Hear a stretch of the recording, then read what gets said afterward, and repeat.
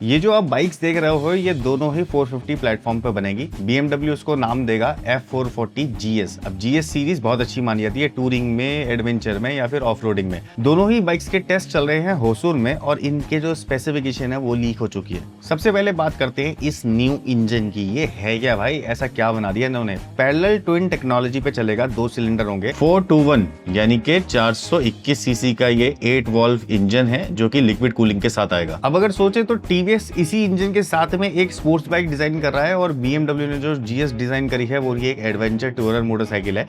But देखोगे तो engine same है लेकिन इनकी कॉन्फ़िगरेशन और ट्यूनिंग दोनों की अलग होगी। जैसे कि मैंने बताया कि 8 वॉल्व स्पेसिफिकेशन के साथ में आएंगे। 421 सीसी का पैरेलल ट्विन इंजन है जो कि प्रोड्यूस कर देगा 47.3 bhp और PS में बताऊं तो 48 PS का पावर एट 8750 RPM पर। 43.5 Nm ऑफ टॉर्क ये दोनों ही इंजन जनरेट कर सकते हैं। अब ट्यूनिंग के साथ में जो TVS है वो हॉर्स पावर पे ज्यादा काम करेगी और जो एडवेंचर मोटरसाइकिल है BMW की GS वहां पे टॉर्क से ज्यादा खेला जाएगा।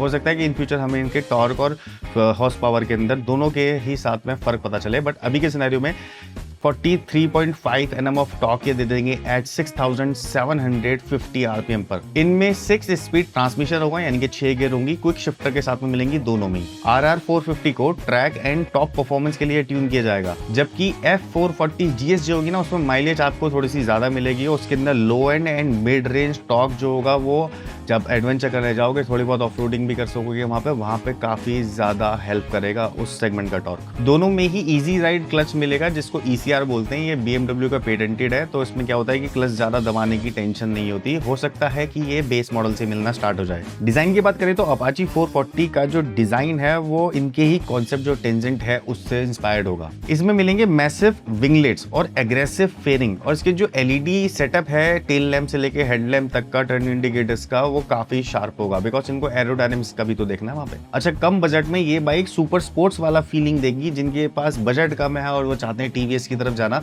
वहां पे एक बढ़िया ये पैकेज बन सकता है। वहीं BMW F440 GS जो है ना वो 1300 GS जो आपने देखी ना 1300 GS बड़ी वाली, वो वैसी सी दिखती है यार और वैसी सी पेंट स्कीम है उसकी। तो सोचो दोनों को आसपास खड़ा कर लो तो ही फर्क पता चलेगा। बाकी अगर कोई देखेगा तो कहेगा अरे यार ये तो GS सीरीज है लेकिन है 440, पता नहीं चलेगी। थोड़ी कॉम्पैक्ट तो है लेकिन वो साइज के अंदर बड़ी होगी क्योंकि उसके व्हील साइज ज्यादा बड़े हैं। अच्छा, इसके ना ये एसिमेटिक हेडलाइट्स, टॉल विंडस्क्रीन और ये हाई माउंटेड एग्जॉस्ट जो होगा ना इस बाइक में वो इसको एक रगेड और एडवेंचर लुक तो दे ही रहा है अभी भी।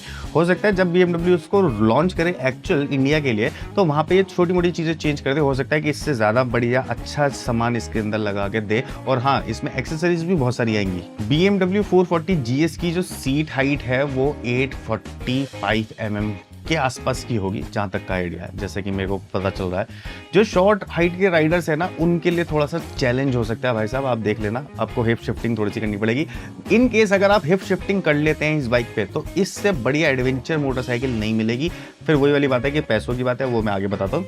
पर एडवेंचर लवर्स के लिए ये एक ड्रीम मशीन बन सकती है बिकॉज उनको अभी तक BMW ओन करने का मौका ही नहीं मिल रहा था। वो लोग सब जा रहे थे हिमालयन की तरफ, हीरो की तरफ या फिर जावा की तरफ, कुछ सिनेरियोस के अंदर। बट यहाँ पे BMW ओन कर पाओगे थोड़े से ज़्यादा पैसे देके। दोनों ही बाइक्स में इलेक्ट्रॉनिक्स ओवरलोड होगा। अब देखो जो थ्रॉटल है वो राइड बाय वायर तो आएगा ही। अब यहाँ पे ECR भी आ रहा है, वो ईजी जो राइड क्लच है वो भी आ रहा है। उसके बाद में TFT डिस्प्ले होगा 6.5 इंचेस का colour screen with navigation with phone mirroring. अगर हो तो मजा आ जाए बट फोन मिररिंग शायद देंगे नहीं, बट ये नेविगेशन उसके अंदर दे रहे हैं। राइडिंग मोड्स मिल जाएंगे इसके अंदर। एक है नॉर्मल जो कि TVS वाली व्हीकल बता रहा हूँ, नॉर्मल, राइड और एक रेस मोड है उसके साथ में। और जो GS सीरीज होगी BMW की उसके अंदर आपको एक इंडीरो मोड एक्स्ट्रा मिलेगा। अब 3 फीचर इसके अंदर ऐसे हैं जो कि मोस्ट इंपॉर्टेंट थे और वो इस सेगमेंट के अंदर चाहिए। वो है कॉर्नरिंग ABS। ये एक बहुत बड़ी चीज़ है। जब आप कॉर्नरिंग कर रहे हो वहाँ पे अगर आपको ब्रेकिंग करनी पड़ती है या फिर टायर इधर उधर जाते हैं तो वहाँ पे ABS आपकी हेल्प कर सकता है बाइक स्किड होने से। दूसरा है ट्रैक्शन कंट्रोल। अब इन बाइक्स में इस सेगमेंट के हिसाब से ज़्यादा पावर होगी तो हमें ट्रैक्शन चाहिए। हाँ, वो फ्रंट व्हील पे नहीं होगा, वो रेयर व्हील पे ही होगा। ऑब्वियस है कि रेयर व्हील व्हील से ही हमें ट्रैक्शन कंट्रोल किया जाता है। तीसरा है क्रूज कंट्रोल। अब ये जीएस में तो देखने को मिलेगा हमें क्रूज कंट्रोल, 100% मैं श्योर हूँ, बट ये टीवीएस अपाचे RR 440 के अंदर अगर क्रूज कंट्रोल डाल दें, बिकॉज इन्होंने पहले भी डाल रखा है अपनी ज़्यादातर बाइक्स में, लेकिन अगर वहाँ पे क्रूज कंट्रोल डाल दे तो थम्स अप वाली बात हो जाएगी, मज़ा आ जाएगा। अब बात करते हैं सबसे बड़े सवाल की कि इनकी प्राइसिंग रेट क्या होंगे, कितने पैसों में मिलेंगी हमें। तो देखो अपाचे RR 450 जो है ना वो एक्सपेक्टेड प्राइस है 4,20,000 रुपये एक्स शोरूम बेस मॉडल। अब सोचो जब इसका थोड़ा सा आगे बढ़ेगा मॉडल, उसके अंदर चीज़ें ऐड होंगी या फिर बिल्ड टू ऑर्डर वाला होगा तो वो ज़्यादा महंगा पड़ेगा। ऐसे ही BMW 450 GS जो है वो आपको 4,50,000 रुपये का बेस मॉडल मिल जाएगा। तो मेरे हिसाब से अगर आपको एडवेंचर, देखो इन्होंने ना सेम कैटेगरी नहीं करी, पहले इन्होंने क्या कर दिया था, सेम कैटेगरी कर दी कि BMW ने भी सेम 310cc वाली वो बाइक निकाल दी अपनी, इन्होंने भी अपनी अपाचे निकाल दी, तो लोग कंफ्यूज थे। अब इन्होंने कैटेगरी ही अलग कर दी। अब BMW एडवेंचर की तरफ जा रहा है, ये स्पोर्ट्स की तरफ जा रहे हैं। अब अगर आपको स्पोर्ट्स लेनी है तो इस सेगमेंट में BMW के पास नहीं मिलेगी, लेकिन अगर आपको एडवेंचर मोटरसाइकिल लेनी है तो इस सेगमेंट में आपको TVS के पास नहीं मिलेगी। तो दोनों का जो कस्टमर बेस है वो अलग अलग हो गया, बहुत बड़ा दिमाग लगाया और बहुत सही तरीके से खेल गया अभी है। देखो अगर वर्डिक्ट की बात करें कि मुझे क्या लगता है, तो अगर मुझे स्पीड पसंद है, अगर मुझे एरोडायनामिक्स पसंद है, मुझे ट्रैक डेज करने जाना है, मेरे को पसंद है कि मैं एक ऐसे सुपर हीरो टाइप्स दिखूं रोड पे और झुक के चलूं, मेरी कमर में दर्द नहीं है, तो मैं जाऊंगा अपाचे RR 450 की तरफ, बिकॉज वहाँ पे आपको super cool designing, super cool aerodynamics और सारे फंक्शंस, फीचर्स और इलेक्ट्रॉनिक्स भर भर के मिलेगा। लुक्स तो मिलेगा ही, स्पीड भी मिलेगी। लेकिन अगर मैं चाहता हूँ कि मैं थोड़ा सा एडवेंचर करूँ, मैं थोड़ा सा लद्दाख वगैरह घूमने के लिए जाऊँ, मेरे पास रीज़न है कि भैया मेरे को रोड पे कच्ची रास्तों पे राज करना है, तो वहाँ पे मेरे पास ऐसे लाइट वेट सेगमेंट के अंदर एक बाइक है BMW F440 GS। बहुत ज़्यादा बेहतर मोटरसाइकिल होने वाली है। एक बाइक ले लो, इसी से ऑफिस जा सकते हो, इसी से घर पे भी आ सकते हो, इसी से आउटिंग करने चले जाओ, छोटी मोटी राइड वाइड करनी है, और जब मन करे घूम, बैग उठाओ, बैग पहनो, निकल जाओ पहाड़ों पे, निकल जाओ कच्चे रास्तों में।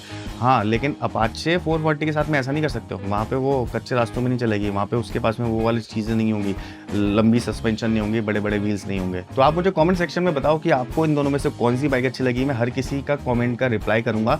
कमेंट में ये भी लिख देना कि आपको नेक्स्ट कौन सी बाइक या कार का वीडियो देखना है, जिसके ऊपर हम एक डिटेल वीडियो बना सकें। नेक्स्ट वीडियो मिलते हैं, तब तक के लिए बाय बाय।